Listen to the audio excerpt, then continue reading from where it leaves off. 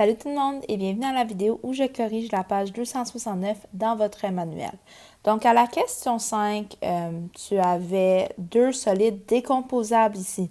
Donc on utilise les notions qu'on a apprises la semaine dernière et celles qu'on a apprises cette semaine, puis on met ça ensemble. Et c'est pour ça que c'est important de suivre attentivement, de regarder toutes les vidéos et de venir au dispo si vous avez des questions.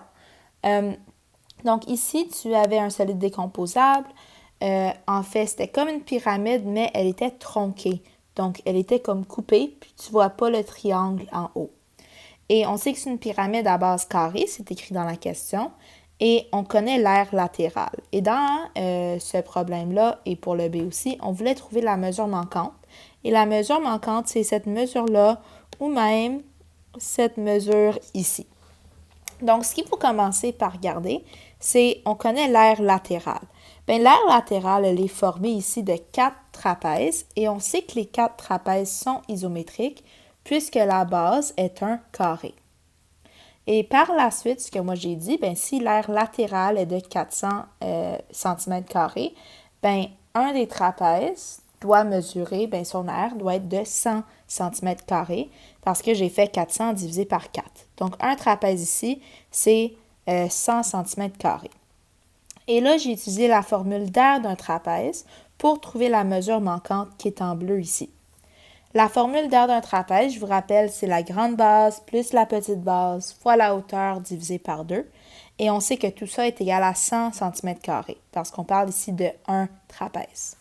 J'ai remplacé mes mesures, donc la grande base ici, elle est de 24. La hauteur du trapèze, elle est de 5 et mon divisé par 2, je l'écris aussi. Donc, je vais commencer par enlever le divisé par 2. Donc, ce que j'ai fait, c'est que j'ai mis 100, qui en ce moment est sur 1. Je l'ai mis sur 2 en faisant x 2. Et puisque mes deux côtés de l'égalité sont sur 2, je peux juste enlever le divisé par 2. Et donc, j'avais 200 égale 24 plus b, entre parenthèses, fois 5. Là, j'ai voulu enlever le fois 5. Donc, pour enlever une multiplication, on doit faire une division. Donc, c'est pour ça que j'ai fait diviser par 5 des deux bords. 200 divisé par 5, c'est 40. Et mon fois 5 puis mon divisé par 5 ici s'annule. Donc, j'ai juste 24 plus b à droite. Et là, on cherche la valeur du b. Donc, je veux enlever le 24 qui est ici. Et puisque c'est un 24 qui est positif, je fais moins 24 des deux bords et ça me donne que ma petite base, elle est de 16. Et si vous voulez, vous pouvez retourner dans la formule du début. 24 plus 16, c'est 40. 40 fois 5, c'est 200. 200 divisé par 2, c'est 100. Donc, je peux vérifier si ma réponse, elle est la bonne.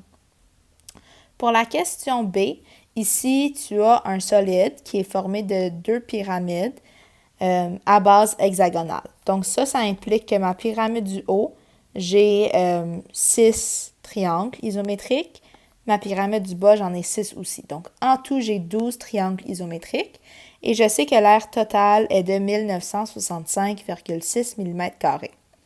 Et ici, l'aire totale, c'est vraiment juste la surface extérieure de ce solide. Donc c'est juste mes 12 triangles additionnés ensemble. Donc, ce que j'ai voulu faire, c'est que j'ai voulu trouver l'aire d'un seul triangle. Donc, j'ai pris mon aire totale et je l'ai divisé par 12. Et ça me donne que l'aire d'un triangle est de 163,8 mm². J'ai utilisé la formule d'aire d'un triangle, qui est base fois hauteur divisé par 2, et j'ai remplacé. Je connais l'aire d'un triangle, que je viens de trouver ici en haut.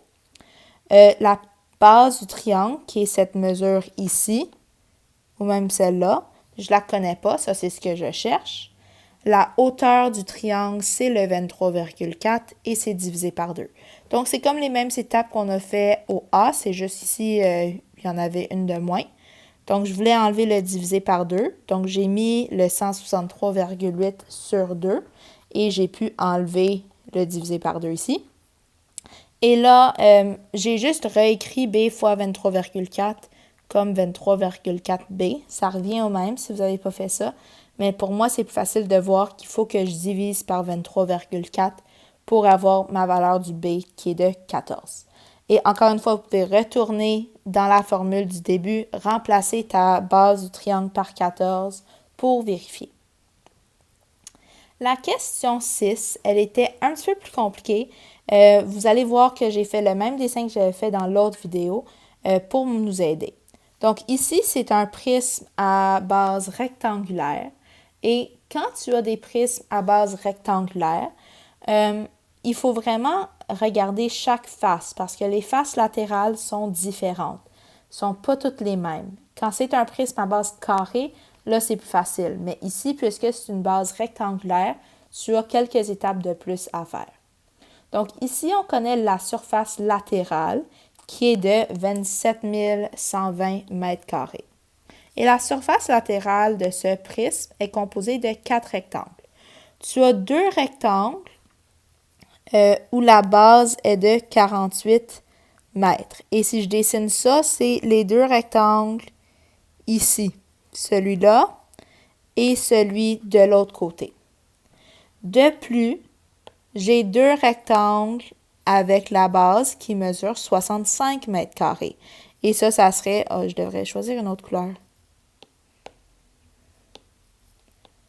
Ça va être facile pour vous de voir.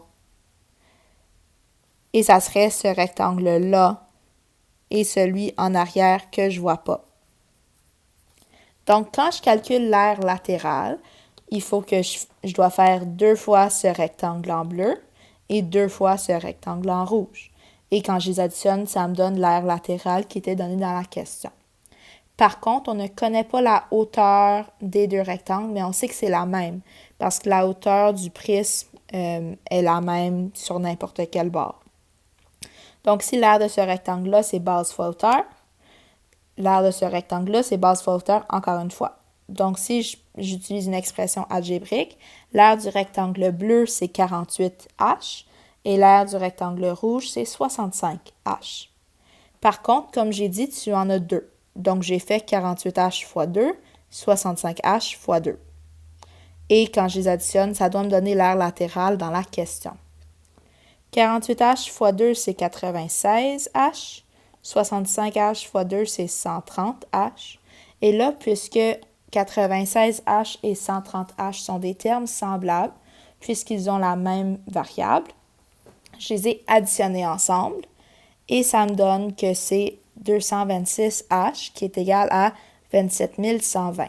Donc, pour trouver la valeur du H, je veux enlever le 226 qui est devant et puisque c'est une multiplication entre les deux, je vais diviser pour l'annuler. Et ça me donne que la hauteur de ce prisme ou de ce gratte-ciel est de 120 mètres. Et encore une fois, vous pouvez retourner voir dans votre équation du début pour vous assurer que ça donne bel et bien l'aire latérale donnée dans la question.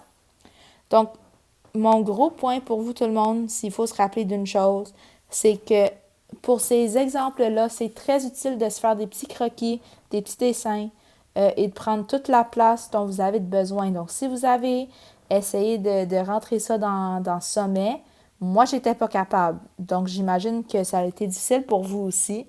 Donc, je vous conseille de prendre une feuille, de prendre un cahier, puis d'utiliser toute la place que vous pouvez pour rendre ça clair. Donc, c'est tout pour ça et à bientôt. Bonne journée!